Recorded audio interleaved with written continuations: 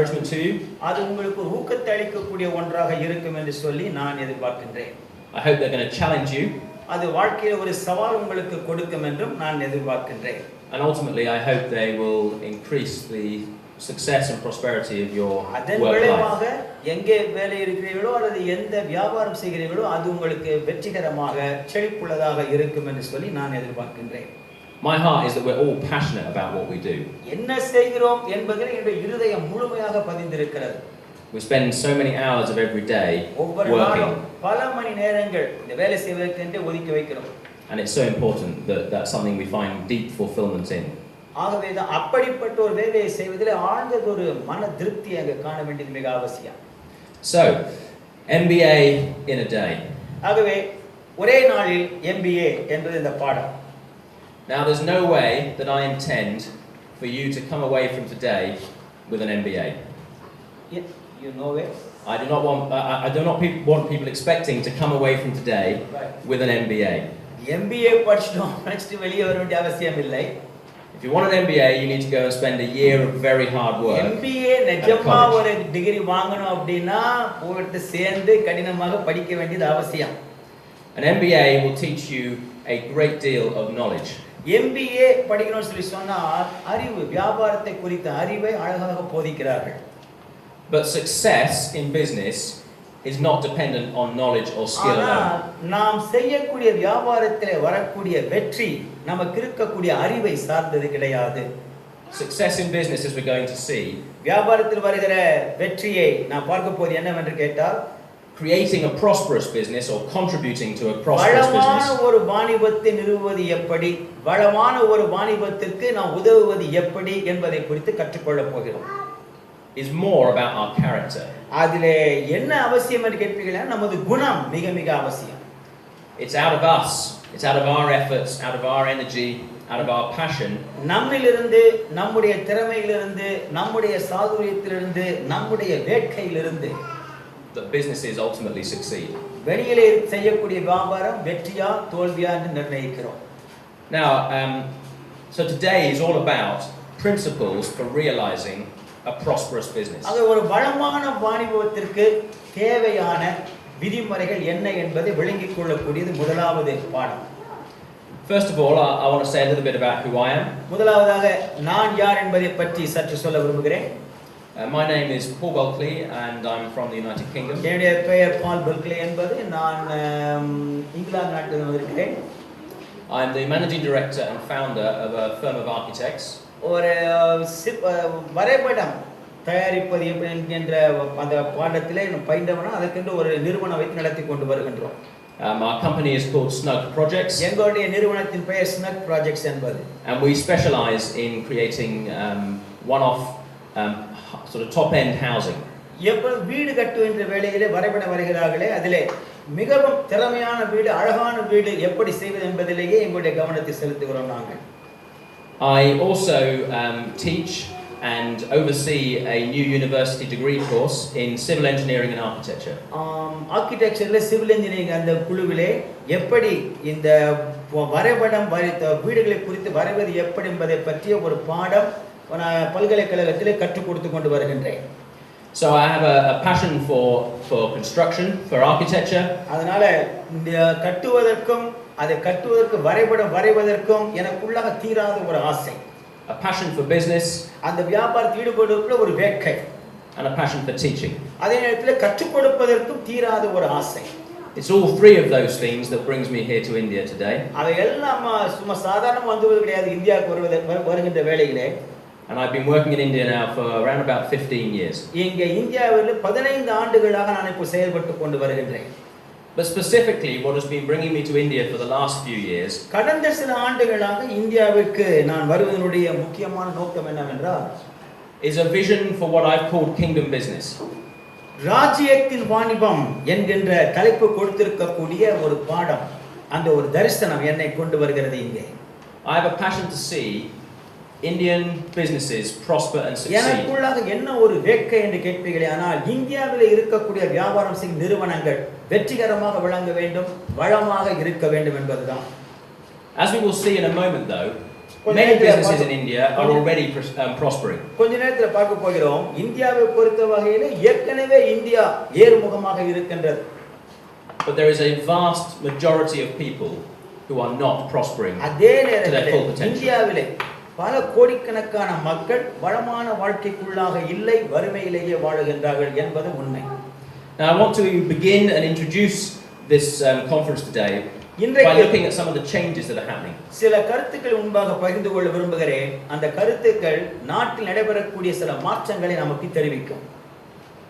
This is a graphic, an image produced showing a poverty map of the world. இது உலகத்தில் உள்ள ஏழை மக்கள் எவ்வளவு இருக்கிறார்கள் என்பதை குறித்து காண்பிக்கப்படக்கூடிய ஒரு படமாகும்.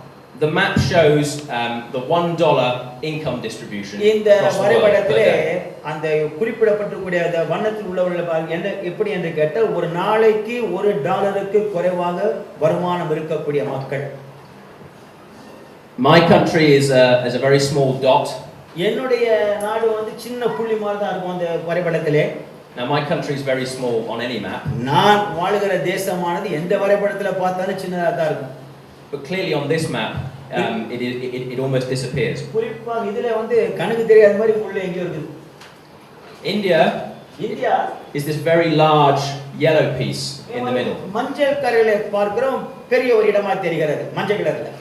Now this is a map of perception of how people in other parts of the world have traditionally seen India.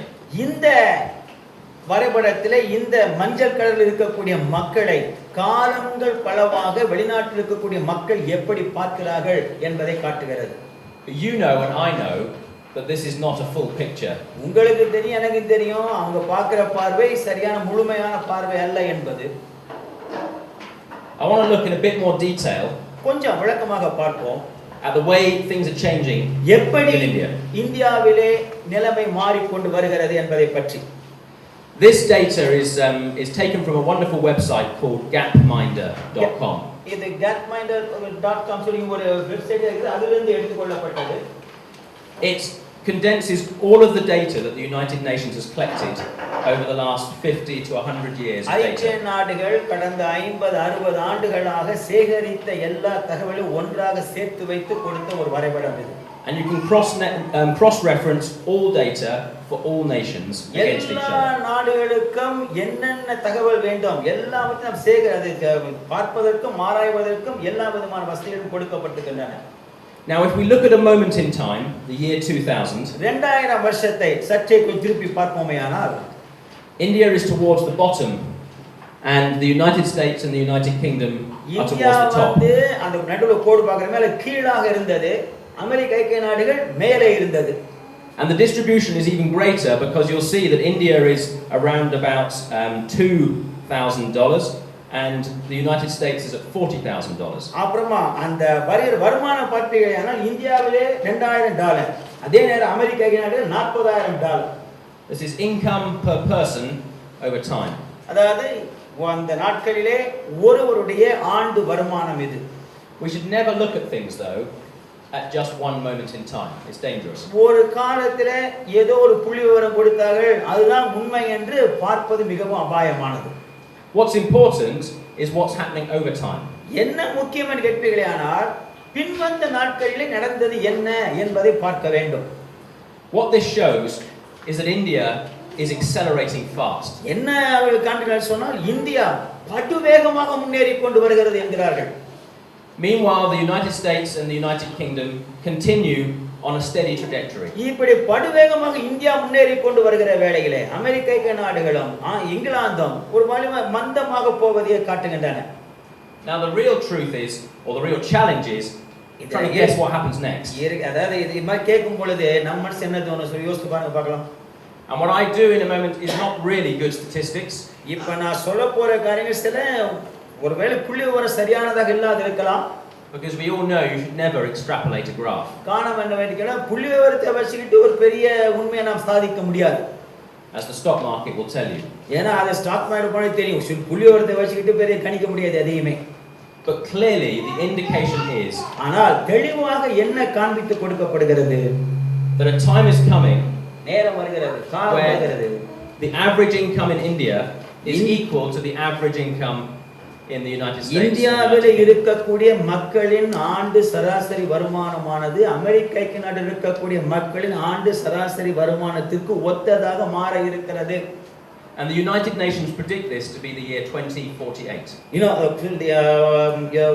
ஐக்கிய நாடுகள் 2040 பற்றி சொல்லும் பொழுது ஒரு கருத்து சொல்லி இருக்கிறார்கள். So there are other reasons why I enjoy coming to India. இன்னொரு விஷயம் இருக்குது. இது ஒரு விஷயம், இந்தியாவுக்கு வர்றதுக்கு எனக்கு ஏன் அவ்வளவு ஆசையாக இருக்கிறது என்பது. This is a good place to be doing business. வியாபாரம் பண்றதுக்கு பிரமாதமான இடம் India. And this is a country which has a significant role to play in the future of our world. நமது உலகத்தினுடைய எதிர்காலத்திலே ஒரு அருமையான பங்கு வகிக்கக்கூடிய நிலையிலே இந்தியா இருக்கின்றது. But my vision is that the majority of people, என்னுடைய தரிசனம் எப்படி என்று கேட்பீர்களேயானால் பெரும்பான்மையான மக்கள் இந்த சவாலை ஏற்றுக்கொள்ள வேண்டியது அவசியம். So what are some of the implications of these changes? அப்போ இந்த மாற்றங்கள் நிகழுகின்றனவே, இது நிமித்தமாக வரக்கூடிய ஏற்படக்கூடிய விளைவுகள் என்னென்ன? 8% economic growth per year. ஒரு வருஷத்துக்கு இந்தியாவிலே 8% பொருளாதார வளர்ச்சி. Rising cost of living, incomes doubling every 9 years. வருமானம் என்பது ஒவ்வொரு 9 வருடத்திற்கும் ஒவ்வொரு 9 வருடத்துக்கு 2 மடங்காக அதிகரிக்கக்கூடிய ஒன்றாக இருக்கிறது. You can see it all around you. இதெல்லாம் சுற்றுமுற்று பார்த்தாலே தெரியும் நமக்கு. India is fast becoming a prosperous nation. India வளமான ஒரு நாடாக விரைவாக மாறிக்கொண்டு வருகிறது. Or is it? உண்மையா இல்லையா? We will see in a moment when I show you some more graphs that the income distribution in இன்னும் ஒரு சில வரைபடத்தை remains very wide. அப்போ உங்களுக்கு நல்லா தெரியும், இந்தியாவுல வரக்கூடிய வருமானம் அந்த இடையில் இருக்கக்கூடிய இடைவெளி மிகவும் பெரிதாக விரிந்து கிடக்கின்றது. I've spent the last 15 years traveling rural India. கடந்த 15 ஆண்டுகளாக கிராமப்புற இந்தியாவிலே நான் பயணம் செய்திருக்கின்றேன். Small town India. சின்ன சின்ன ஊர்களுக்கு போயிருக்கிறேன். I've also been to Bangalore. பெங்களூரும் போயிருக்கிறேன். And that's a very different place. அது வித்தியாசமான ஒரு ஊர். And your perceptions here in Chennai, சென்னையில இருக்கிற நம்ம பார்த்து இதுவும் வித்தியாசமான ஊரா இருக்குது. The reality is, if you've come today from Chennai, இதுல என்ன நம்ம தெரிந்து கொள்ள வேண்டும் என்று சொன்னா, நம்ம இங்க இருக்கிறவங்க நம்ம சென்னையில இருந்து வந்துக்கிறோம் அப்படின்னா your prospects are very good. உங்களுடைய எதிர்காலம் மிக அருமையாக இருக்கிறது. But if you have family living in a village, ஆனால் உங்களுக்கு சொந்தக்காரர்கள் கிராமப்புறத்திலே வாழ்வார்களேயானால் the statistics are their prospects are very bad. புள்ளிவிவரம் என்ன சொல்கிறது? அவர்களுடைய வளமை அல்லது அவர்களுடைய வாழ்க்கை மிகவும் கஷ்டமாகவே இருக்கும் என்று தெரிவிக்கிறது. Now this is from the same UN data. இது ஐக்கிய நாடுகள் கொடுத்த வரைபடத்தில் இது புள்ளிவிவரத்தில் மற்றொன்று இது. A graph of income distribution in India. வருமானம் மக்கள் மத்தியிலே எப்படி பங்கிடப்பட்டிருக்கிறது என்பதை பற்றிய ஒரு வரைபடம். Against average income distribution across the world. ஒரு அகில உலகம் முழுவதும் சராசரி வருமானம் எவ்வளவு அதை வைத்து கொடுக்கப்பட்ட புள்ளிவிவரம். In 1970 the Indian average was the same as the world's average. 1970 இந்தியாவிலே வந்த சராசரி ஆண்டு வருமானம் உலகத்திலே வந்த சராசரி வருமானத்தோடு ஒப்பிடப்படத்தக்கதா இருந்தது. India was very average. என்னன்னா சாதாரணமான ஒரு நாடாக இந்தியா விளங்கியது, சராசரி நாடு. And incomes varied but not too significantly. வருமானமும் கூட வித்தியாசம் இருந்தது, ஆனால் பார்த்த உடனே தெரிகிற மாதிரி இல்லை. Here is the year 2000. இது 2000 வருஷத்தை பார்க்கும் பொழுது India is richer and the world is richer. இந்தியாவும் பணக்கார நாடா இருக்குது, உலகமும் பணக்கார நாடா இருக்குது. What is interesting is that it is now beginning to spread. இப்போ என்ன இதுல ஒரு விஷயம் கேட்டீங்கன்னா, இந்த வருமானம் அப்படி பரவ ஆரம்பிக்கிறது. And you'll notice a second hump. We're going from one type of camel to another type of camel. A second hump. ஒரு ஒட்டகத்துல போற மாதிரி ஒட்டகத்து முதுகு ஒரு முதுகு பெருசாகுதா, அதுல இருந்து கீழ போற மாதிரி இன்னொரு முதுகு வருது பாருங்க. My guess is you are very much within that second hump. என்னுடைய யூகம் என்ன கேட்டா, இந்த இரண்டாவது ஒரு முதுகு மாதிரி வருது பாருங்க, ஒரு வளைவு மேல் வளைவு, அதுல நீங்கள் நான் இருக்கிறோம் என்று நான் யூகிக்கிறேன். This is not the film stars. இது சினிமா நட்சத்திரங்கள் அல்ல. This is the rising middle class. இது எழும்புகிற மத்திய குடும்பம் அல்லது மத்திய பொருளாதார குடும்பம். So there's a challenge there. Income distribution is widening. அப்போ இதுல என்ன ஒரு சவால் தெரிய வருகிறது என்றால், வருமானம் வருவது பரவலாக மக்கள் மத்தியிலே ஒரு உயர்ந்து கொண்டே வருகின்றது. And the challenge that I'm interested in is whether the tail of this curve இந்த வளைய வருது கடைசி அந்த முடி எங்க கோடு எங்க முடியுது பாருங்க அத பாருங்க remains below $1,000 a year.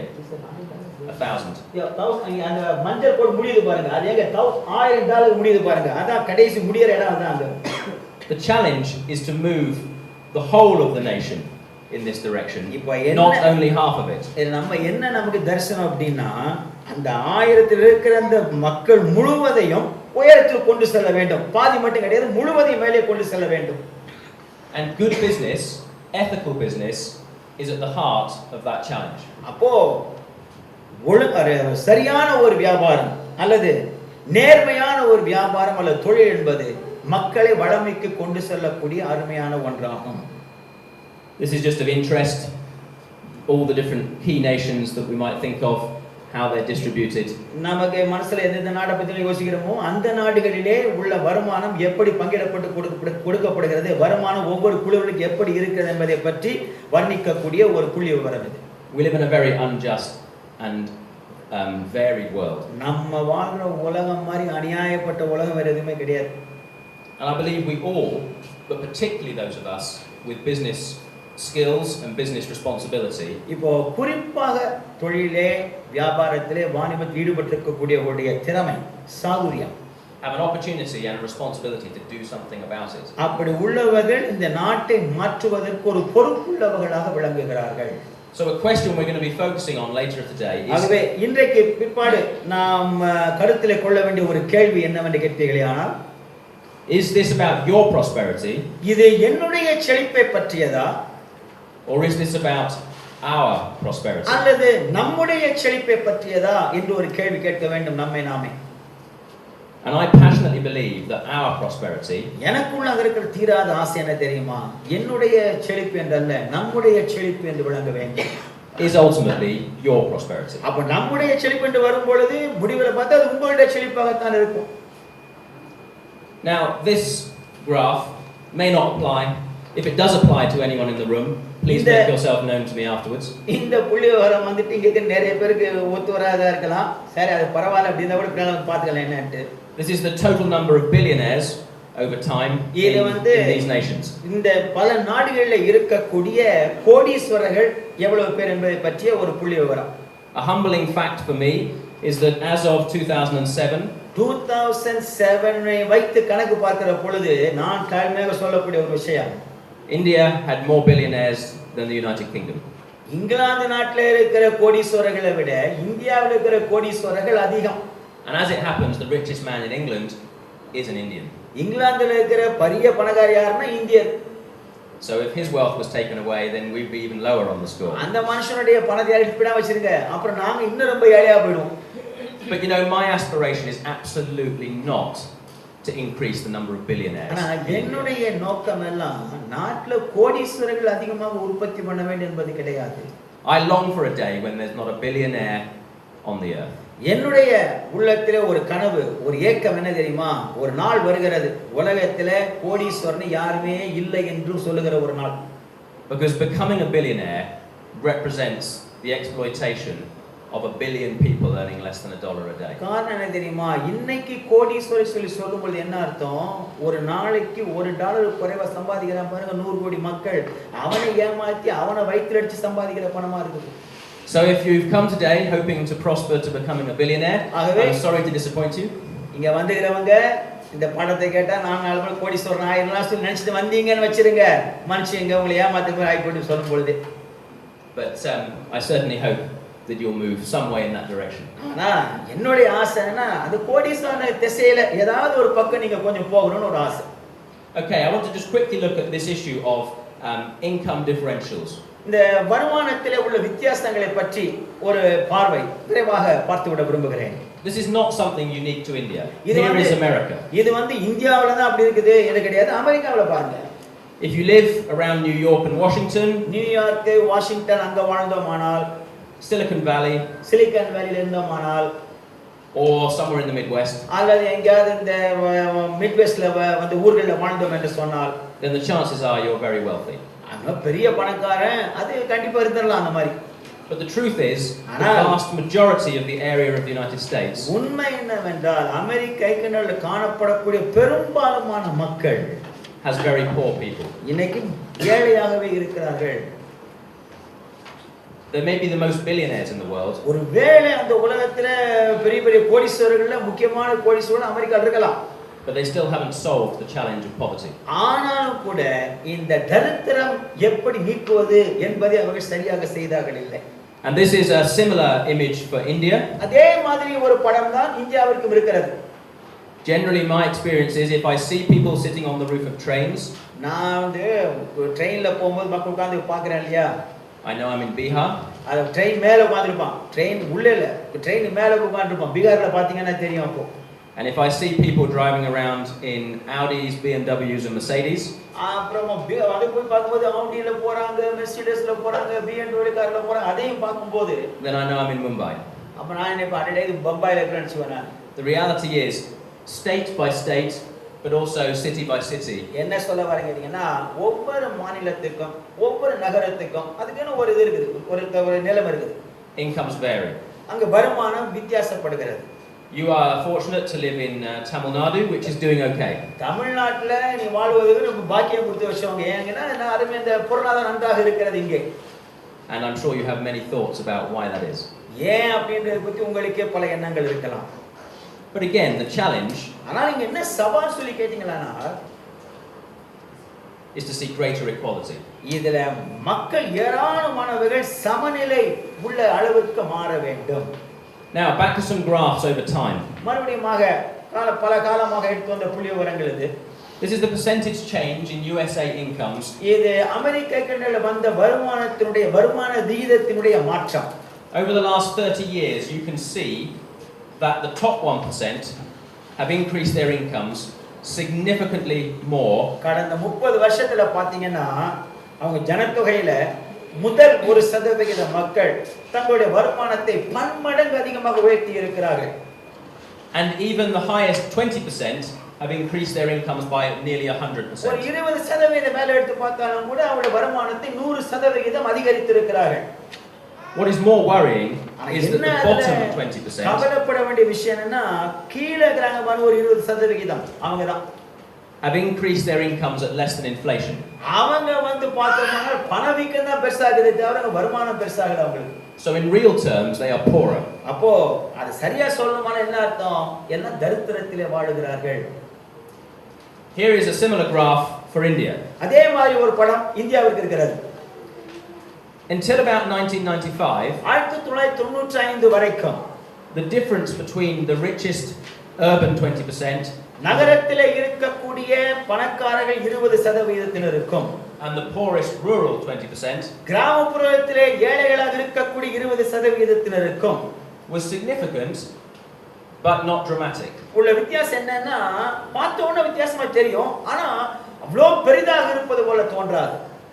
Today the rural 20% இன்றைக்கு கிராமப்புறத்திலே இருக்கிற 20% பார்க்கும் பொழுது have barely changed from 1986. 1986 இருந்து ரொம்ப மாறின மாதிரி தெரியல.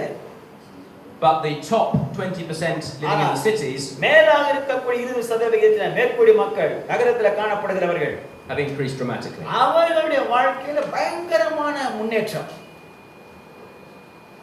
Their incomes have risen disproportionately. அவங்களுடைய வருமானத்தை பார்த்தீங்கன்னா ரெண்டு பக்கத்துல வச்சு கூட பார்க்க முடியாத அளவுக்கு மாறி இருக்கிறது. And I want to celebrate that. அதை நான் கொண்டாட விரும்புகிறேன். It is tremendous when incomes are rising. அந்த மாதிரி வருமானம் அதிகரிக்குதுன்னா அபாரம். It would be wrong to ever bemoan anyone's incomes rising. யாராவது ஒருத்தர் வருமானம் அதிகரிக்குதுன்னா அதை பார்த்து வயிறேறியது தப்புங்க. But the challenge is how we ensure that others can also enjoy that. அதே நேரத்தில் நமக்கு சவால் என்ன தெரியுமா? எல்லோரும் இதை அனுபவிப்பது எப்படி? அது நமக்கு தெரியும். So my desire for you to prosper அப்போ நீங்க செழிப்பாக இருக்க வேண்டும் என்று சொல்லி நான் ஆசைப்படுவது ஏனென்றால் is also that will bring prosperity to others. வேதம் வந்து மற்றவர்களுக்கு செழிப்பை கொண்டு வரக்கூடிய ஒன்றாக இருக்கிற காரணத்தால். Okay. சரி. I won't spend long on these because I'm sure you're very aware that the rate of inflation in India is very high. இத ரொம்ப நான் செலவு பார்க்க போறது கிடையாது. ஏன்னா இந்தியால இன்னைக்கு பணவீக்கம்ன்றது எக்கச்சக்கம் பெரிய போய் கிடக்குது. But the reality is this rate of inflation means that what we're talking about today is all the more important. ஆனா இதனுடைய உண்மையான விஷயம் என்னன்னா பணவீக்கம் எவ்வளவு அதிகமாக இருக்குதே சொல்லி பார்க்கும் பொழுது இன்னைக்கு நான் பேச போகிற காரியங்கள் மிக மிக முக்கியமானவைகள். Inflation is a little bit like running away from a tsunami. பணவீக்கம் என்பது சுனாமியிலிருந்து தப்பிச்சு ஓடுற மாதிரி ஒரு நிலைமை அது. The tsunami will engulf you. Tsunami வரும் பொழுது கண்டிப்பா அலை வந்து நம்மை மூழ்கி விடும். And as long as you run faster than the tsunami, it's not a problem. சுனாமியை விட்டு எவ்வளவு வேகமா ஓட முடியுதோ அவ்வளவு வேகம் ஓட வரைக்கும் பிரச்சனை கிடையாது. But once the tsunami catches you, ஆனா ஒரு தடவை சுனாமி வந்து ஒரு மாறிடுச்சு உங்களை, it's very hard to keep running. அப்புறம் அங்க இருந்து எங்க ஓடுறது? அதுல மாட்டினது. And the greatest challenge for anyone really is to stay ahead of inflation. வாழ்க்கையிலே எல்லோருக்கும் இருக்கக்கூடிய மிகப்பெரிய ஒரு சவால் பணவீக்கத்துக்கு நீங்கள் நான் விலகி இருக்க பார்க்கணும். Because once inflation catches you, ஏன்னா ஒரு தடவை பணவீக்கம் நம்மள பிடிச்சிருச்சு, it becomes increasingly difficult அப்புறமா வெளியே வரது ரொம்ப கஷ்டம். For your economics to be released. அப்ப அந்த பொருளாதாரம் விடுபடுவது மிகவும் கடினம். And so we need to help people find ways and means of exceeding inflation. மக்கள் பணவீக்கத்திலிருந்து வெளியிலே வருவதற்கு எப்படி வழி சொல்லிக் கொடுப்பது என்பதை நீங்கள் நான் அறிந்து கொள்ள வேண்டும். A few more graphs showing the rise and fall of the Sensex. இன்னும் ஒரு சில புள்ளிவிவரங்கள் இந்த சென்செக்ஸ் இந்த வியாபார புள்ளிவிவரம் இருக்குது இல்லையா, அது எப்படி ஏறுது இறங்குது அதை பத்தி. And just reinforcing that in general terms India is increasing in prosperity. இந்த மாதிரி ஏறுது இறங்கி வச்சிருங்க. அது என்ன காமிக்குது? இந்தியா வந்து செழிப்பை நோக்கி வளர்ந்து கொண்டிருக்கிறது என்பதை காமிக்கிறது. But you have to remember, in England we have something called the FTSE 100. அதே இடத்துல இங்கிலாந்துல ஒரு விஷயம் FTSE 100 சொல்லி ஒரு வச்சிருக்காங்க அந்த ஊர்ல. It would be foolish to assume that a graph describing only 100 companies represented a nation. 100 கம்பெனியை எடுத்து அது புள்ளிவிவரத்தை தயாரிச்சு ஒரு கிராஃப் போட்டு வச்ச உடனே நாட்டினுடைய மொத்த நிலைமை அதான் காமிக்குதுன்னு சொல்லி சொன்னா அது தப்பு என்பது அந்த கருத்து. If you own Tata, நீங்க வந்து டாடா வச்சிடுங்க, then this graph matters to you. அப்ப இந்த மேட் இதெல்லாம் பார்க்கும்போது நமக்கு சம்பந்தமே இருக்காது. But for most of us, ஆனா நம்மளே பலர் we are never going to appear on this graph. இந்த கிராஃப்ல வர போறதே கிடையாது. I hope though that one day some people here may do that. எனக்கு என்ன ஒரு எதிர்பார்ப்புனா ஒரு நாளையில யாராவது ஒருத்தர் இங்க இந்த கிராஃப்ல வந்துட மாட்டாங்களா அப்படிட்டு தான். It's a worthy aspiration to desire to build a company that is in the top 100. அந்த மாதிரி ஒரு கம்பெனி ஊர்ல இருக்கிற உலகத்துல 100 கம்பெனி நம்ம கம்பெனி ஒரு கம்பெனி சொல்லி வர அது பெரிய ஒரு மதிப்பு. அது அந்த மாதிரி நாள் மிகவும் வருகிற நாள் மிகவும் நல்லது. But only expect to hear about it in your victory. ஆனால் அது உங்களுடைய வாழ்க்கையில ஜெயத்தை குறித்து வெற்றியை குறித்து கேள்விப்பட நான் ஆர்வமுள்ளவனா காத்திருக்கிறேன். Because it takes a lifetime. ஏன்னா இந்த மாதிரி ஒரு வளமையை கண்டுபிடித்து வாழ்நாள் முழுவதும் செலவிட வேண்டியதாக இருக்கும். Perhaps your children may tell you about it in heaven. ஒருவேளை உங்கள் பிள்ளைகள் உங்க பரலோகத்துல வந்து ஒரு சொன்னான கதை சொல்வாங்க பின்னால. That is the reality for any of the great companies that we. இன்னைக்கு நாட்டுல காணப்படக்கூடிய மிகப்பெரிய கம்பெனிகள் எதுவாக இருந்தாலும் அதனுடைய உண்மையான சரித்திரம் இதுதான். Except for perhaps Google. ஒரு சில இந்த கூகுள் கம்பெனி தவிர மீதி பேர் எல்லாம் கண்டுபிடிச்சு செத்து போயிட்டாங்க. பிள்ளைங்க தான் பிரமாதம் வாழுது. But let me say today, at this time, ஒன்று சொல்லுகிறேன் இந்த நேரத்துல, everything I talk about today இன்றைக்கு நான் பேசக்கூடிய காரியங்கள் எல்லாம் has nothing to do with becoming a Google. Google கம்பெனிக்காரன மாதிரி நான் மாறுறது எப்படி என்பதை பற்றி நான் பேச வரவில்லை. Every so often companies will come along that seize the moment. பல சமயங்களிலே காலத்துக்கு ஏத்த மாதிரி அந்த நேரத்துல அதை பிடிச்சு மேல போற அளவுக்கு சில கம்பெனிகள் தோன்றும். And we will envy them for a time. அதை பார்த்து கொஞ்ச நாளைக்கு நம்மள வயிறு எரியலாம்.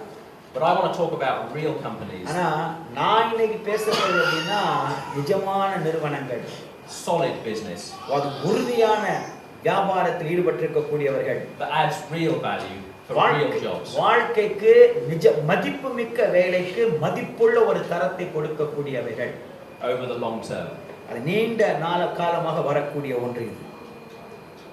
And looking at this data, அப்ப இந்த புள்ளிவிவரத்தை ஒன்றாக வைத்து பார்க்கிற பொழுது my feeling is that in the next 15 to 20 years, எனக்குள்ள ஒரு என்ன உணர்வு என்று கேட்டா வர அடுத்த ஒரு 15-20 ஆண்டுகளுக்கு India enjoys a significant opportunity இந்தியாவிற்கு அருமையான ஒரு வாய்ப்பு கொடுக்கப்பட இருக்கிறது for the majority of people to enjoy that prosperity. பெரும்பான்மையான மக்கள் இந்தியாவில் இருக்கிறவர்கள் இந்த செழிப்பை இந்த வளமையை அனுபவிக்கக்கூடிய ஒரு வாய்ப்பு இருக்கிறது அடுத்த 10 15 20 ஆண்டுகளுக்குள்ளாக.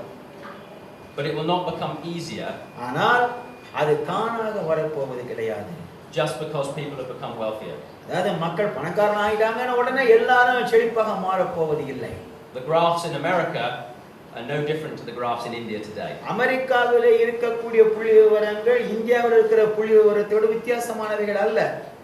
And so I hope that these conferences will inspire more and more people to எனக்கு engage என்ன in this ஒரு exciting ஆசைன்னா adventure. இந்த மாதிரி பாடத்தை கேட்கும்போது இருக்கிற உங்களுக்குள்ளாக ஒரு ஆர்வம் ஒரு ஆசை தூண்டிவிடப்பட வேண்டும் என்பதுதான். And so these are some of the aims that have brought me to India. இந்தியாவுக்கு நான் வந்ததனுடைய ஒரு சில நோக்கங்கள் இவைகள்தான். I've been involved in supporting various charities and church activities in India over the 15 years. கடந்த 15 ஆண்டுகளாக இந்தியாவிலே பல சபைகளுக்கும் சபைகள் செய்கிற சமூக நல திட்டங்களுக்கும் உதவி செய்யக்கூடியவனாக இருந்திருக்கிறேன். And I have seen the astonishing hard work and good that they have been doing. அப்படி உதவியை பெற்றவர்கள் கடினமாக உழைத்து அந்த கொடுத்ததனுடைய பலனை பெற்றிருப்பதை நான் பார்க்கும் பொழுது சந்தோஷமாக இருக்கிறது. But they cannot do that good work without people earning. அதே நேரத்தில் people in business. அப்படி கஷ்டப்பட்டு உழைக்கிறவர்களுக்கு யாராவது பணம் கொடுக்காவிட்டால் அவர்கள் கஷ்டப்பட்டு உழைத்து முன்னேறுவது மிகவும் கஷ்டம். Doing good takes effort. அதாவது கஷ்டப்பட்டு உழைக்கிறோம் நல்லது செய்யணும்னா அதுக்கு ஒரு பிரயாசம் அவசியம். And doing good takes cash. நன்மை செய்ய வேண்டும் சொல்லி உள்ளத்தில் ஆசை இருந்தால் போதாது கையிலே காசு வேண்டும். And so I felt I had a responsibility not just to share in giving. ஆகவே எனக்குள்ளாக எப்படி உணர்ந்தேன் என்றால் ஏதோ என்கிட்ட பணம் இருக்குது எனவே நான் அதை கொடுக்கிறேன் அதோடு என்ன பொறுப்பு முடிக்கிறது என்று அப்படி மட்டுமல்ல. But to take some responsibility in equipping. அவர்கள் பயிற்சி அளிப்பதற்கு பொறுப்பெடுக்க வேண்டும் என்பதை உணர்ந்தேன். And I'm passionate from my own experience about the fruitful relationship. என்னுடைய சொந்த அனுபவத்திலிருந்து இப்படி ஒரு வளமிக்க ஒரு நட்பு உறவு வளருவதை பார்க்கிற பொழுது பிரயோஜனமாக இருக்கிறது என்று உணர்கின்றேன். Between business, வியாபாரத்திற்கும், charity, சமூக சேவைக்கும், and church. சபைக்கும் மத்தியிலே ஒரு உறவு. People working together are able to achieve amazing things. மக்கள் ஒன்றாக இணைந்து செயல்படுகின்ற வேளையிலே மிகவும் அற்புதமாக காரியத்தை செயல்படுத்துவதற்கு வல்லமையுள்ளவர்களாய் மாறுகிறார்கள். And when we look back at our history of my country's industrial revolution, இப்போ என்னுடைய நாட்டில வந்த தொழில் புரட்சியை சற்றே திருப்பி பார்ப்போமேயானால் nearly all of the great charities which we know today இன்றைக்கு எங்கெல்லாம் வந்துட்டு சமூக சேவை அல்லது சமூக நல இல்லங்களை காண்கிறீர்களோ were established by entrepreneurial business people அவைகள் அனைத்தும் at that time. அன்றைக்கு தொழில் புரட்சியிலே வாழ்க்கையிலே மேன்மை பெற்றார்கள் பாருங்கள் அவர்கள் கொடுத்த பணத்தை கொண்டு ஆரம்பிக்கப்பட்டவைகள். It was both their wealth and their compassion, அவருடைய ஆஸ்தியும் அவருடைய மனதுருக்கமும் ஒன்றாக இணைந்தது சமூக சேவையை தொடங்கியது. and their vision அவருடைய தரிசனமும் இணைந்தது. that transformed my country. அது என்னுடைய நாட்டை மறுரூபமாக்கி விட்டது. And in turn continues to do good work throughout the world. அதனுடைய விளைவு பாருங்கள் இன்றைக்கு உலகத்தினுடைய பல இடங்களிலே அந்த செல்வாக்கு பரவிக்கொண்டே இருக்கிறது. This is a great responsibility. இது மிகப்பெரிய பொறுப்பு. And I'm here to tell you that the time is coming when that responsibility will be yours. நான் என்ன சொல்ல வரேன்னா வரக்கூடிய வருடங்களிலே உங்களுடைய பொறுப்பு மிகவும் அதிகமாக இருக்க போகிறது என்பதை சொல்ல வந்திருக்கிறேன். And I look forward to sharing in that responsibility with you. அந்த பொறுப்பை உங்களோடு பகிர்ந்து கொள்ளக்கூடிய ஒரு நாளை நான் எதிர்பார்க்கின்றேன். Okay, there's three things we're doing. I'll just talk about very quickly. மூன்று விஷயங்கள் நாம் செய்கிறோம். அதை விரைவாக சொல்கிறேன். We are teaching on the principles for churches in particular of what the Bible has to say about business. வேதம் வாணிபத்தை குறித்து வியாபாரத்தை குறித்து என்ன சொல்லுகிறது என்பதை பற்றி வேதாகமத்தின் அந்த அடிப்படை காரியங்களை முதலாக சொல்ல போகின்றேன். Then we're running training courses encouraging prosperity in business everywhere. வியாபாரத்திலே செழிப்பு என்ன என்பதை பற்றிய விதிமுறைகளை கற்றுக் கொடுப்பதற்கு பல பயிற்சி வகுப்புகள் நடத்துகிறோம். And we're wanting to encourage networks and support and training that ultimately ensures there is a legacy for the future. அந்த மாதிரி ஒரு பயிற்சி அளிப்பது அதற்கென்று பலரை ஒன்றாக கூட்டி சேர்ப்பது பல குழுக்களை உருவாக்குவது என்பது எதிர்காலத்திலே மிகவும் பயனுள்ளதாக இருக்கும் என்று சொல்லி நான் நினைக்கின்றேன். And we'll be very interested to talk with you later about how you may be able to be part of pushing forward. பிற்பாடு இப்ப நம்ம கூட எங்களோடு கூட இணைந்து நீங்களும் எப்படி இதில் செயல்படலாம் என்பதை பற்றி சற்று விரிவாக பேச ஆசைப்படுகிறேன். Okay. சரி. We'll take just a short little break just to sort of share with each other who you are, why you're here, and what your business is. ஒரு பிரேக் இப்போ இங்க இருக்கிற எல்லாரும் உங்க பேர் சொல்றீங்க, எங்க இருந்து வரேன்னு சொல்றீங்க, என்ன பிசினஸ்ல இருக்கீங்க அதை சொல்றீங்க. Throughout the day we're going to be working in groups நாள் discussing things. நம்ம 2-3 பேரா பிரிச்சு விட்டு நாம டிஸ்கஸ் பண்ணுவோம், அந்த மாதிரி காரியங்களை செய்வோம். So it's important that you feel comfortable talking with the people with you. ஒருத்தரோட ஒருத்தர் பேசுறது நல்லது, பேசி பழகுறது நல்லது, வெட்கப்படக்கூடாது. அதுக்காக தான். So a few minutes to introduce yourself. அதுவே நீங்க ஒருத்தர் ஏன் சொல்லுங்க, நீங்க உங்க பேரு, நீங்க வர்ற இடம், என்ன பிசினஸ்ல இருக்கீங்க அப்படினு. Gets into the MBA in a day. ஒரே நாளில் MBA பாடத்தை துவங்குவோம். The aim of today's course, this is part of a 2-day series. இது 2 நாள் பாடம். இன்றைய பாடத்தின் இந்த பாடங்களுடைய முக்கியமான நோக்கம் என்னவென்றால், is I want to look with you at how to build and sustain a prosperous business. ஒரு வெற்றிகரமான வியாபாரத்தை ஸ்தாபிப்பது எப்படி, அதை நடத்துவது எப்படி என்பதை பற்றி உங்களோடு கூட பகிர்ந்து கொள்ள போகிறேன். Now in order to do this and to give some structure to what we're looking at, அப்போ நம்ம எதை நாம் படிக்க போகிறோமோ அதற்கு ஒரு சில உருவத்தை கொடுக்க விரும்புகின்றேன். I've identified 9 principles of prosperous business. இதை உருவாக்குவதற்கு வளமிக்க ஒரு வாணிபத்தை அல்லது தொழிலை வியாபாரத்தை உருவாக்க 9 படிகள் உண்டு என்று கண்டுபிடித்திருக்கிறேன். There's going to be 4 sessions. இது 4 பாகங்களாக இருக்கும்.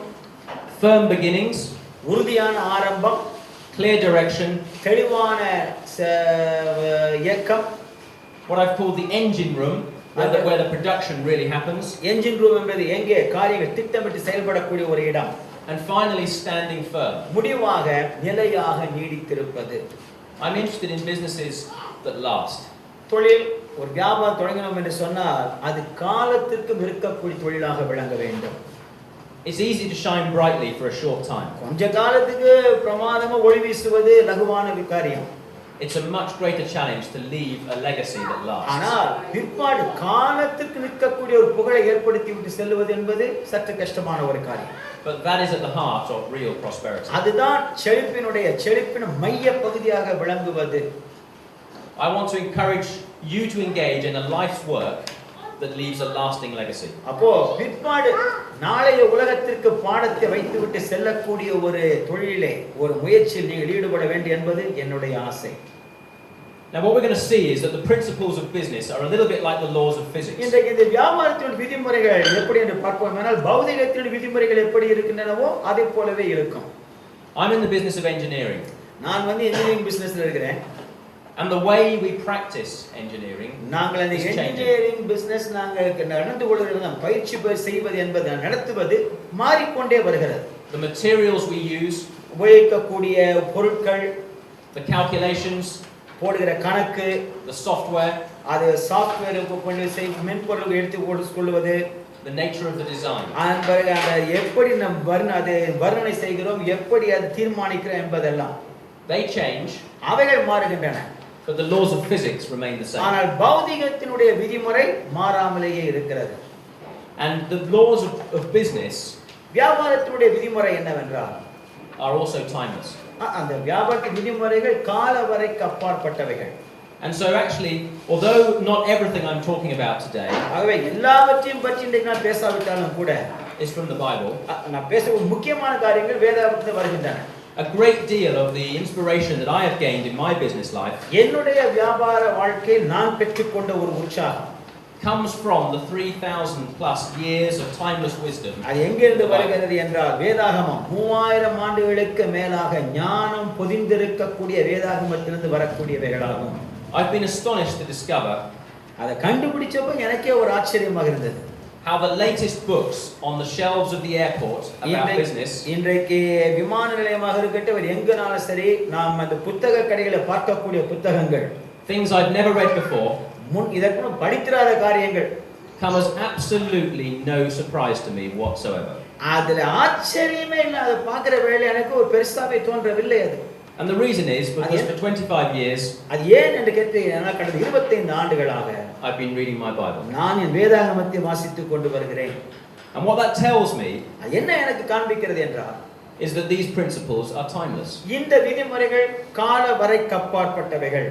The same things were bringing prosperity to the people I'm reading about from 3000 years ago. 3000 ஆண்டுகளுக்கு முன்பாக யாரெல்லாம் வளமாக வாழ்ந்தார்கள் என்று சொல்லி படிக்கின்றேனோ அவர்களுடைய வாழ்க்கையுடைய விதிமுறைகள்.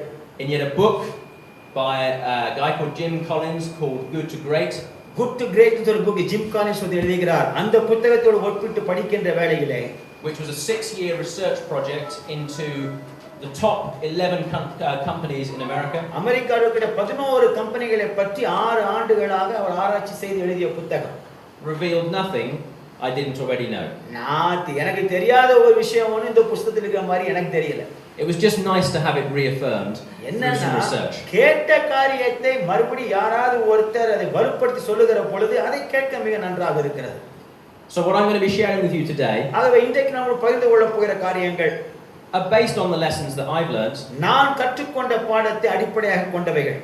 It just happens they're also established business principles. அது நான் கற்றுக்கொண்டது மட்டுமல்ல அதே காரியங்கள் தான் வியாபாரத்திலேயும் கூட விதிமுறைகளாக இன்றைக்கு பின்பற்றப்பட்டு கொண்டு வருகின்றன என்பது அருமையான ஒரு காரியமாக இருக்கிறது. So what are these 9 principles I've called prosperous business? ஆகவே வளமான ஒரு வியாபாரத்திற்கு வளமான தொழிலுக்கு 9 விதிமுறைகள் என்னவென்பதை பார்ப்போம். Well, here they are, the 9 P's as I've called them. They begin with P in English. They probably don't begin with P in Tamil. ஆங்கிலத்துல எல்லாமே P ல ஆரம்பிக்குது. 9 P's போட்டாங்க. தமிழ்ல எல்லாமே P ல ஆரம்பிக்க முடியாது. கருத்துக்கு அது மாதிரி சொல்லிக்கலாம்.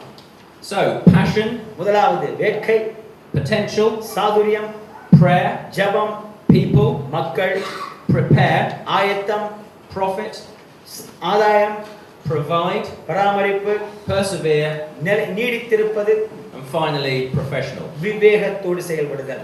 And so we're going to look at those in a bit more detail. ஆகவே இதை சற்று விளக்கமாக பார்ப்போம். So session 1 முதலாவது பாகம் is about building firm beginnings. இது உறுதியான ஆரம்பத்தை உருவாக்குவது. Let's start with passion. வேட்கை அதில் ஆரம்பிப்போம். I'll tell you a little testimony about how my business began. என்னுடைய தொழில் எப்படி ஆரம்பித்தது அதை பற்றி சற்றே சொல்கிறேனே. I'm in the business of building houses. நான் இன்னைக்கு வீடு கட்டக்கூடிய ஒரு தொழிலில் ஈடுபட்டிருக்கிறேன். And it's very difficult to buy a house in England. இங்கிலாந்துல போய் வீடு வாங்குறது ரொம்ப கஷ்டம். So you have to be pretty creative. அதனால நாம் செய்கிறதுல சாதுரியம் உள்ளவர்களாய் விளங்க வேண்டும். For many years I'd had a desire to build my own house. அநேக ஆண்டுகளாக எனக்குள்ள ஒரு ஆசை நம்ம வீட்டை நாமளே கட்டணும் அப்படினு. And for probably 7 years I had neither built a house nor bought a house. 7 வருஷம் I neither built nor bought a house for 7 years. 7 வருஷமா ஒன்னு கட்டணும் இல்ல கட்டன வீட்டை வாங்கணும்னு யோசிச்சேன். The great tsunami of house price inflation was sweeping past me. வீடு வாங்குறதுல எக்கச்சக்கம் விலை ஏறி போச்சா அப்படிப்பட்ட ஒரு சுனாமி என்னை தாண்டி போய் கொண்டிருந்தது. And then the word Shechem popped into my head one evening. சீகேம் என்கின்ற வார்த்தை ஒரு திடீர்னு உள்ளத்திலே குதித்தது. Now that probably sounds like a strange word to you. சீகேம் சொன்ன உடனே நம்ம பேசுறதுக்கு இது சம்பந்தமே இல்லாத வார்த்தை மாதிரி தெரியும் உங்களுக்கு. It was an equally strange word to me because it's not an English word either. ஏனா இது ஆங்கில வார்த்தையும் கிடையாது எனக்கும் வித்தியாசமான வார்த்தை தான். And being a Christian man, I thought, well, maybe this is a word from the Bible. நான் கிறிஸ்தவனா இருக்கிறதுனால சீகேம் அப்படி கேள்விப்பட்ட உடனே வேதத்துல இருக்கிற பேர் போடுதுன்னு யோசிக்கிறேன் நான். So I typed it into my search engine on my phone. நான் போன்ல அந்த சீகேம் பேரை போட்டு தட்டி பார்த்தேன். Up came the word Shechem. அப்ப ஷெகெம் என்ற பேர் வெளிய மேல வந்துச்சு. Shechem was the place where Abraham bought a piece of land. சீகேம் என்பது ஆபிரகாம் ஒரு குறிப்பிட்ட நிலத்தை வாங்கின ஒரு இடம். And where he said, as for me and my household, we are going to serve the Lord. அவர் சொன்னாரே நானும் என் வீட்டாரும் கர்த்தரையே சேவிப்போம். Now that was a pretty inspirational moment in my life. அது என்னுடைய வாழ்க்கையிலே ஒரு ஆவலை தூண்டிய ஒரு பகுதி. I had a passion to build a house. எனக்கு வீடு கட்டுவதற்கு ஒரு வேட்கை உள்ளாக. I now had the faith. இப்போ எனக்கு ஒரு விசுவாசம் வந்துருச்சு. I now had the confidence to act. அது செயல்படுவதற்கென்று உள்ளத்திலே ஒரு தன்னம்பிக்கை பிறந்தது. You know, good ideas without action are worthless. நல்ல கருத்துக்கள் செயல்படுத்தப்படவில்லை என்று சொன்னால் பிரயோஜனமற்றவைகள்.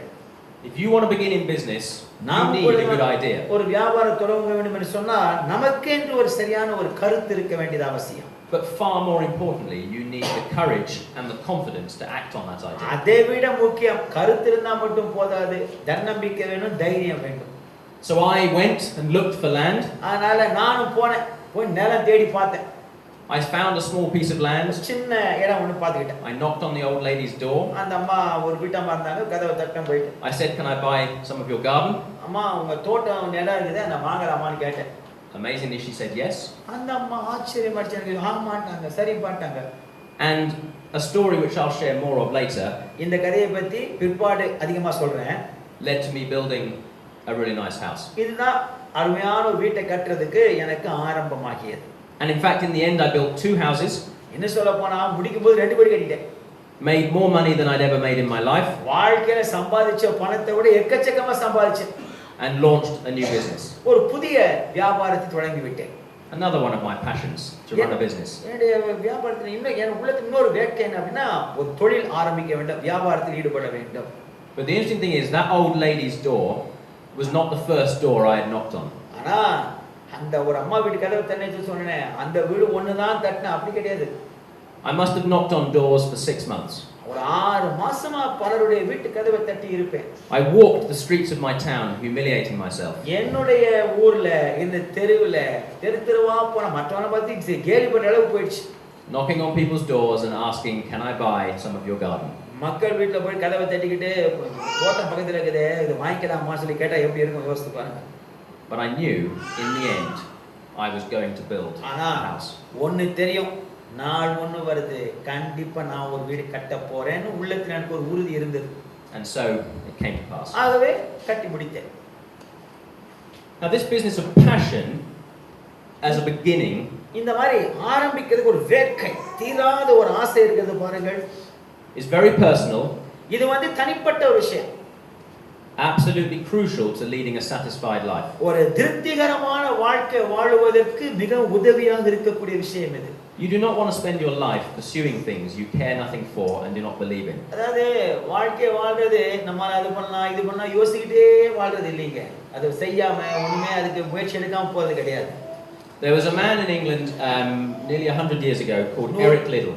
100 வருஷத்துக்கு முன்னால இங்கிலாந்துல ஒருத்தர் இருந்தார், அவர் பேர் எரிக் லிட்டில் என்பது. He was a gifted runner. அவர் ஓடுறதுக்கு திறமை பெற்றவர். He was also the son of a missionary. அதே நேரத்துல அவர் ஒரு சுவிசேஷ பணியாளருடைய மகன். The sister of a missionary. அவங்க தங்கச்சியும் ஒரு சுவிசேஷ ஊழியர். And the grandson of a missionary. அவர் தாத்தாவும் ஒரு மிஷனரி ஊழியரா இருந்தார். He felt some considerable pressure to become a missionary. அப்போ தானும் ஒரு சுவிசேஷ பணியாளரா தான் மாறணும் போல இருக்குதேன்னு குடும்பம் நெருக்குவது போல உணர்ந்தார். And in 1920s England, a gentleman did not generally go running. இங்கிலாந்துல 1920 வருஷம் பாத்தீங்கன்னா கண்ணியமான மனுஷன்னா ஓடுறத பார்க்க மாட்டான், அந்த மாதிரி போட்டு சேர்ந்துக்க மாட்டான் அவன். But Eric Liddell was no ordinary runner. ஆனால் எரிக் லிட்டில் என்பவர் சாதாரணமான ஆள் அல்ல. He had the potential to be the fastest runner in the world. உலகத்திலே வேகமாக ஓடக்கூடியதிலே திறமை பெற்றவர் அவர் ஒருவராக இருந்தார். But he did not know that at that particular time. ஆனா அந்த நேரத்துல அவருக்கு தெரியாது போச்சு. But when his sister said to him, "Eric, please stop running." அப்போ ஒரு நாள் அவங்க சிஸ்டர் சொன்னாங்களா, எரிக் எப்ப தயவுசெய்து ஓடுறதை நிறுத்தியா அப்படின்னு கேட்டாங்க. When she wanted him to come back and do church work, church ministry, அந்த சபையில ஈடுபடணும், சபையில ஊழியத்தை கவனிக்கணும் என்றெல்லாம் சகோதரி அவனை வற்புறுத்தி ஓட வேண்டாம் என்று சொன்ன வேளையிலே, to do what his family expected of him, what குடும்பம் society expected of குடும்பம் him, என்ன எதிர்பார்க்கிறது, சமுதாயம் என்ன எதிர்பார்க்கிறது, அதை செய்யப்பா என்று சொன்ன வேளையிலே, he said to his sister, சகோதரியை பார்த்து சொன்னார்கள், "When I run, நான் ஓடும்போது I feel his pleasure." அவருக்கு அது பிரியம் என்பதை உள்ளே உணர்கிறேன் என்றார். You must know that when you're doing the things you do, அப்போ நமக்கு தெரியணுங்க, நம்ம எந்த விஷயம் செய்யறோமோ அதை செய்யும் பொழுது something in you comes alive. உங்களுக்கு உள்ளாக ஒன்று உயிர் பெற்று எழும்பும். I call it passion. அதான் வேட்கை என்று நான் சொன்னேன். Others may call it love. மற்றவர்கள் அதை ஆசை அல்லது அன்பு என்பார்கள். Whatever you call it, you must discover that feeling. நம்ம என்ன பேர் கொடுத்தாலுங்க நமக்குள்ள அந்த வேட்கை வர வேண்டும், அந்த உணர்வு எழும்ப வேண்டும். And Eric Liddell went on Eric to Liddell கூட represent Great Britain at the Olympics. ஒலிம்பிக்ஸ்ல அந்த பிரிட்டனுக்காக அவர் ஓடினார். And the race which he was meant to run in, the 100 meters, அவர் ஓட வேண்டியது 100 மீட்டர் ஓட்டப்பந்தயம் தான். was then timetable for a Sunday. அது ஒரு ஞாயிற்றுக்கிழமை வந்துச்சு. Being a godly man, தேவபக்தி நிறைஞ்ச மனுஷன், he refused to run. ஓட மாட்டேன்ட்டார். He trained for years for this event. ஏன்னா பல ஆண்டுகளாக இந்த ஓட்டப்பந்தயம் ஓடுறதுனே தன்னை தயாரித்து கொண்டு வந்த மனிதர் அவர். The King of England summoned him to his hotel. England அரசர் இவரை தன்னுடைய ஹோட்டல் ரூமுக்கு கூப்பிட்டார். And tried to put pressure on him to run. இவரை ஓட சொல்லி வற்புறுத்தி பார்த்தார். He was one of their best chances for a gold medal. ஏன்னா அன்றைக்கு தங்க பதக்கம் வாங்குறதுக்கு இவருக்கு நல்ல வாய்ப்பு இருக்கிறது. But Eric said no. ஆனா எரிக் என்ன சொன்னா தெரியுமா? முடியாது. So the king arranged அப்போ ராஜா என்ன பண்ணாரு? with the Olympic committee Olympic கமிட்டில பேசி for Eric to be transferred into the 200 meters. Eric 200 மீட்டர்ல ஓட வைங்க அப்படிட்டார். He won the 200 meters. 200 metre ஜெயிச்சார் இவர். He got the gold medal. தங்க பதக்கம் வந்துருச்சு. He brought glory to England. ஆமா, இங்கிலாந்துக்கே பெரிய மதிப்பு கொண்டாட்டார். He brought glory to God. தேவனுக்கு மதிப்பு கொண்டு வந்தார். He felt God's pleasure. தேவனுடைய பிரியத்தை வாழ்க்கையில உணர்ந்தார். And in the end his sister was quite happy. முடிவிலே அவங்க சிஸ்டருக்கு ஒரே சந்தோஷம் தான். Because he's the most famous missionary. ஏன் தெரியுமா? இப்ப ரொம்ப பிரபலமான மிஷனரியா மாறிட்டாரே. Possibly in England. ஒருவேளை இங்கிலாந்துல இருந்தவர். And a great film was made about him. அவரை பத்தி பெரிய திரைப்படமே எடுத்தார்கள். And now most people in England have heard. இன்னைக்கு இங்கிலாந்துல இருக்கிற பெரும்பாலான மக்களுக்கு இவர் நன்றாக தெரியும். When you follow your passions, அப்போ நம்முடைய வேட்கையை நாம் பின்பற்றுகிற பொழுது, when you are true to yourself, உங்களுக்கு நீங்களே உண்மையாக இருப்பீர்களானால், and what you believe in, நீங்கள் எதில் விசுவாசிக்கிறீர்களோ அதே உண்மையாக இருப்பீர்களானால், just wait and see what amazing things will happen in your life. காத்திருந்து பாருங்களேன் என்ன அதிசயமான காரியங்கள் சம்பவிக்கும் என்று சொல்லி. Now, Jim Collins, இப்போ இந்த ஜிம் காலின்ஸ் சொல்லி சொன்னால ஒருத்தர், who has 6 years of research behind our his 6 judgment, வருடங்கள் ஒரு புத்தகத்தை எழுதுவதற்கு ஆராய்ச்சி செய்தார். calls this idea of passion the hedgehog concept. அந்த வேட்கைக்கு அவர் பேர் கொடுத்தது ஹெட்ஜ்ஹாக் கான்செப்ட். நம்ம என்ன சொல்றோம்? உந்தும் திசை. This may not translate very well, but a hedgehog is an animal that curls itself up into a ball and is covered in spikes. Covered in spikes. It's covered in spikes. Yeah. It rolls into a ball and is covered in spikes. Right. ஒரு hedgehog அப்படின்னா ஒரு நாய் மாதிரி, அது முள்ளு மாதிரி இருக்கிற சொல்ல சுத்தியும் அந்த மாதிரி ஒரு முள்ள தன்னை அடக்கி கொண்டு இருப்பது, முள் போல ஒரு சுத்தி இருக்கிற வேளையில. And there is a story about the fox, which is like a dog wanting to eat the hedgehog. இந்த ஹெட்ஜ்ஹாக் சாப்பிடுறதுக்குனே நரிகள் பல அலையும். Now the fox is renowned for his cunning. இந்த நரிகளுக்கு தந்திரத்துக்கு மிக பேர் போனவைகள்.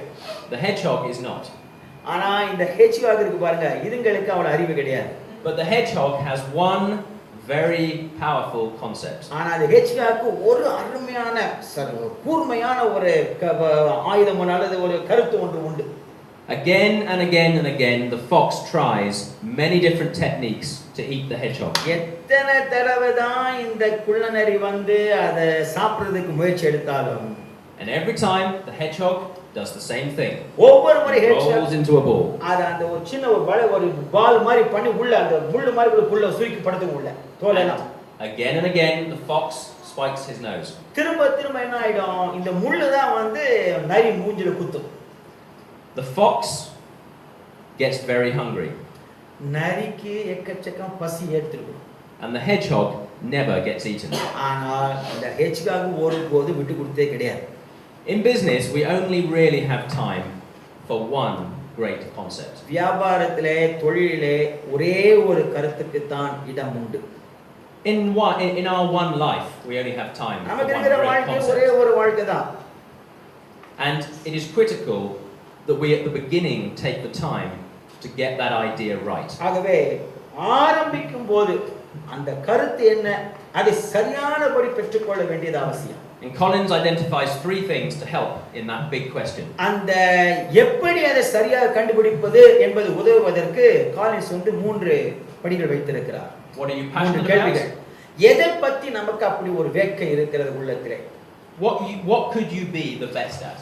அப்ப இவர் வேலை செய்யறமே எந்த வேலையை செய்தால் பிரமாதமாக செய்ய முடியும். This is no time for being shy. இதுல போய் வெட்கப்படுறதுக்கு அவசியமே கிடையாது. You must know yourself and what you can be best at. உங்களை பற்றி உங்களுக்கு நன்றாக தெரிய வேண்டும். எந்த வேலை செய்தா நீங்க பிரமாதமா பண்ணுவீங்க அப்படின்ட்டு.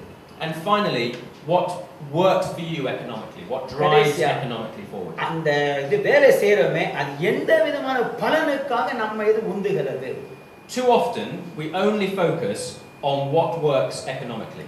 பல சமயத்துல எந்த வேலைக்கு போனா பணம் சம்பாதிக்கலாம் என்று அதுதான் உள்ளத்திலே ஓடுகிறது. That will create a reasonable business. அப்போ அந்த மாதிரி போனோம்னா ஏதோ ஓரளவு சமாளிக்கக்கூடிய அளவுக்கு ஒரு வியாபாரத்தை உண்டு பண்ணி கொள்ளலாம். It may even create a good business. ஒரு நல்ல வியாபாரமே அமைத்துக் கொள்ளலாம். But it would never create a great business. ஆனால் மிக சிறப்பான ஒரு தொழிலாக அது மாற முடியாது. It will also never create a very satisfied life. அது மட்டுமல்ல வாழ்க்கை திருப்திகரமாகவே இருக்காது. Building anything great takes huge எந்த ஒரு effort. காரியத்தையும் வாழ்க்கையில பிரமாதமாக கட்ட வேண்டும் என்று சொன்னால் அதற்கு மிகப்பெரிய பிரயாசம் அவசியம். So we should not waste our time on things we do not care about. அதனால ஒரு உள்ளத்துல ஆசையே கிடையாது. அதை போய் செய்துகிட்டு இருக்கிறதுல காலத்தை வீணடிப்பதிலே பிரயோஜனமே இல்லை. And an interesting question that we may often feel நாம பல சமயத்துல உள்ளாக நமக்கு எழுப்பக்கூடிய ஒரு கேள்வி is, well, I'm happy to do okay. சரி ஏதோ நான் சம்பாதிச்சமா இருந்தமா நல்ல வாழ்க்கையா அது வரைக்கும் மகிழ்ச்சி தான். But I wish to remind you again, நான் என்ன சொல்ல விரும்புகிறேன், life is too short to வாழ்க்கை just do okay. அதாவது சரி பரவாயில்லைங்க அந்த மாதிரி சொல்றதுக்கு வாழ்க்கை குறுகிய வாழ்க்கை நமக்கு இருக்கிறது. Challenge yourself to pursue a greater challenge. அப்போ நமக்குள்ள ஒரு சவால் விட்டுக் கொள்ள வேண்டும். மிகப்பெரிய சவால் எது, அதை சந்திக்கிறேன் என்கிற ஒரு வேகம் வாழ்க்கையில வர வேண்டும். Go for something great. Set a great aim. அப்போ வாழ்க்கையில மிகப்பெரிய ஒரு லக்கு வைத்துக் கொண்டு ஓட வேண்டியது அவசியம்.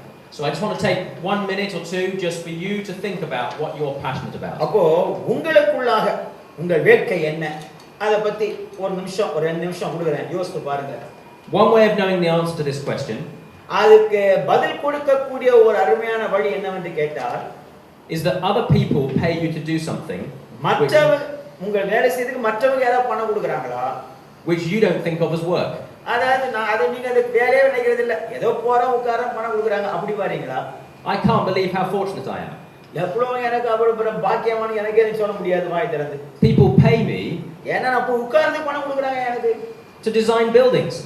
இப்போ எனக்கு என்னுடைய வாழ்க்கையில வீடு கட்டுவதற்கு மக்கள் பணம் கொடுக்கறார்கள். This is not work, this is a hobby. இது வேலை கிடையாது, இது என்னுடைய பழக்கம். I would design buildings even if people didn't pay me. மக்கள் எனக்கு காசு கொடுக்காட்டி போனா கூட நான் வீடு எப்படி கட்டணும் வரைபடம் போடத்தான் செய்வேன். Just don't tell my customers. அது my கஸ்டமர் சொல்றது கிடையாது. Okay, so take a moment to think about what you're best at, அப்போ what you're passionate about. எது நீங்கள் சிறப்பாக செய்வீர்கள், எதில உங்களுக்கு மிகுந்த ஆசை ஒரு தீராத வேட்கை இருக்கிறது. And I don't expect you to have the answer today. இன்னைக்கே நீங்க பதில் சொல்லணும்னு எதிர்பார்க்க மாட்டேன், மனசுல வச்சுங்க. Okay. You'll find there's a sheet. There's a sheet. If you follow the notes, you can take a moment just to write down your thoughts there. கையில sheet கொடுத்துக்கறோம்ல, அத பாத்தீங்கன்னா